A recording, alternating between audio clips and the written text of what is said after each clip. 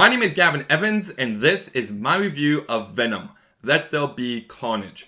And when the first Venom movie came out, all the critics tore it apart. I heard lots of people calling it the worst superhero movie ever made, so I went into it with very low expectations. And I was surprised at how much I enjoyed it, and that's mainly due to Tom Hardy's crazy over-the-top performance. The movie's definitely flawed, it is far from perfect, but I had a good time with it. I was never excited for this sequel though, because I heard that Carnage was going to be the villain, and the first movie is so intentionally goofy, and Carnage is always meant to be this evil, sadistic villain. So I felt like you either have to put this villain into an intentionally goofy movie, which doesn't work, or you have to change the tone of the franchise. And after watching this movie, I was right. This movie is not as good as the original. Lots of what I like about the original is still present here though. Tom Hardy is great in this movie. He completely commits to the over-the-top aspect of his role, and he's just a blast to watch. You can tell he's having the time of his life. And I like his chemistry with Venom, which is himself. They're very entertaining, and the movie made me laugh quite a few times. The rest of the cast is fine. Stephen Graham's in this movie as this detective, and I think his character is terribly written. Naomi Harris is actually pretty decent in this movie. She definitely leans into the crazy aspects of her character. I just think her character was terribly written and completely unnecessary for her to be in this movie at all. Michelle Williams is a great actress. She's completely wasted here. She's in the beginning of the movie, and then she's the damsel in distress at the end. That's really the only purpose she serves. Woody Harrelson, I really like him as an actor, but I've never liked the pick of him to be Carnage. I always thought it was a miscast, and I was right. I do not like him as Carnage. I have a few actors that I would have preferred to see in that role. Colin Farrell, Nicholas Hoult, Jake Gyllenhaal, and James McAvoy. I think those characters would have gave Carnage a bit more personality. Woody Harrelson, like I said, he's fine, but he just isn't the right pick for this character. The movie begins with a flashback, and they're definitely trying to hide Woody Harrelson's face so they don't have to de-age him as much. And just the way they approached that opening scene, it was trying to establish his relationship with Naomi Harris's character, and it just did not work. You see them talking for like 10 seconds, that's it, and then it plays a big role in the story moving forward, and I just didn't kill. And then the opening tries to set up this rivalry Naomi Harris has with Stephen Graham's character, and then it shows where she is. And it just feels like it's trying to set up this, trying to set up this, and trying to set up this. It doesn't feel like a linear opening. It just feels like it's trying to set up very specific plot points to Eddie and Venom once again, and I just feel like they retconned the end of the first Venom movie, because the first Venom movie ends and they're getting along, they agree to eat bad guys' heads and all that, and they just completely retconned that. And just the way that their relationship was at the beginning of this movie, it just feels like we're missing lots of context.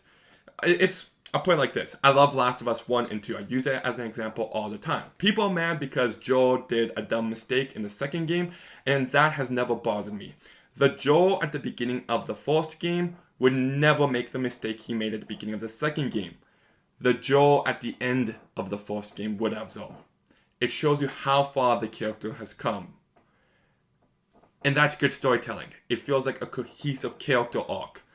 You don't get that here with Eddie and Venom, their relationship. It just feels like it's so crazy and over the top again, just for the sake of it. The whole subplot of Eddie and Venom separating just never worked for me. It just felt like it was there to fail the one time. Like, Carnage breaks free, he's wrecking havoc everywhere, and I'm just like, okay, let's see this get going.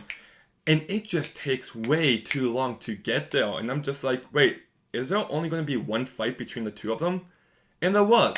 And just pacing-wise, that didn't work for me. In fact, I would say the pacing in this movie is absolutely atrocious. It's 90 minutes long, and that's like a nice, fast-paced one time.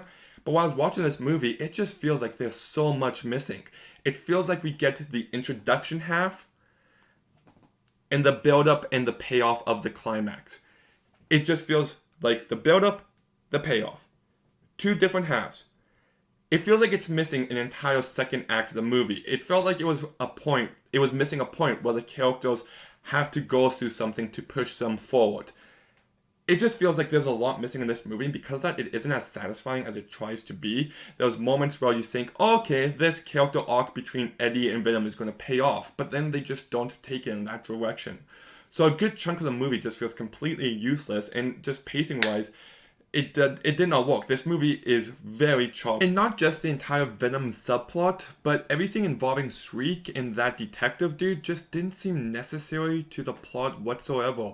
Like I said, Naomi Harris is fine in this movie, but the way that they use her character throughout, she just seems so irrelevant by the end, and I would have rather they spend that time building actual conflict between Eddie and Cletus, because they act like there's this history between Eddie and Cletus that, oh, you stabbed me in the back, but I just never had the sense that those two had a relationship. And if they actually built some kind of relationship between the two of them, I think that would have been way more interesting. And I know it was in the trailer, so it's not a spoiler, but I just hate the fact that Carnage gets his powers through biting Eddie.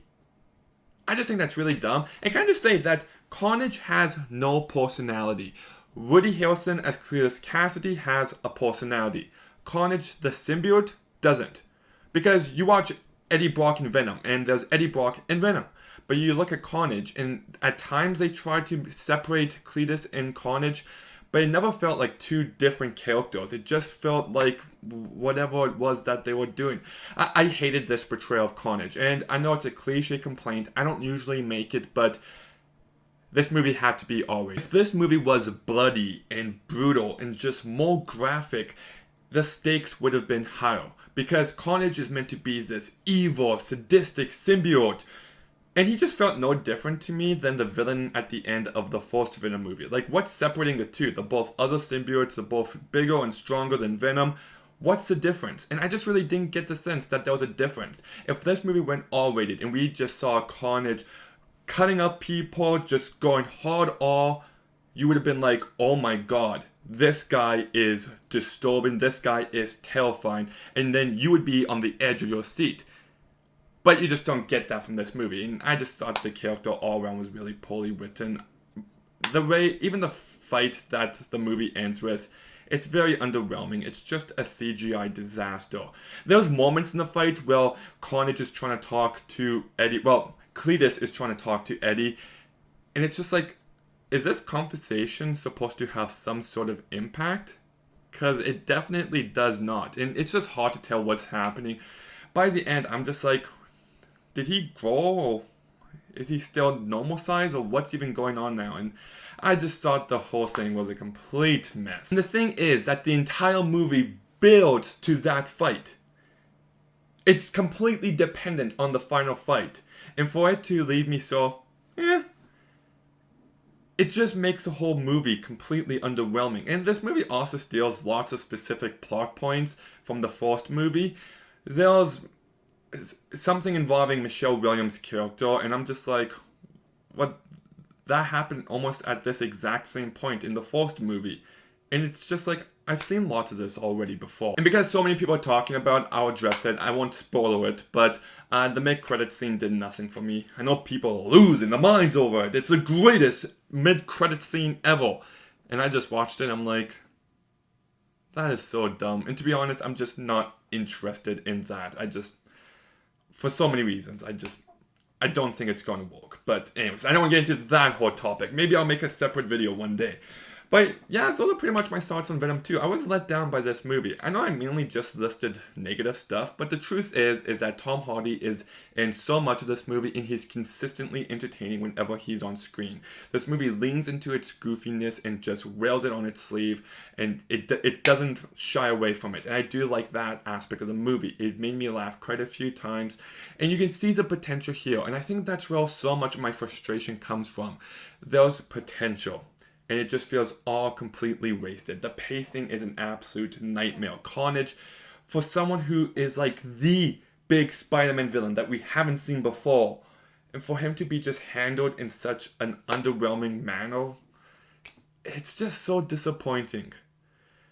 You can be entertained by this movie. It's a fast 90 minutes, but there's better movies out there. So I'm going to go ahead and give Venom, Let There Be Carnage, a 5 out of 10. Okay, did you see Venom Let There Be Carnage? let there be comments in the comment section down below. Make sure you like, make sure you subscribe, make sure you stay tuned for some more videos coming soon. Gavin, out.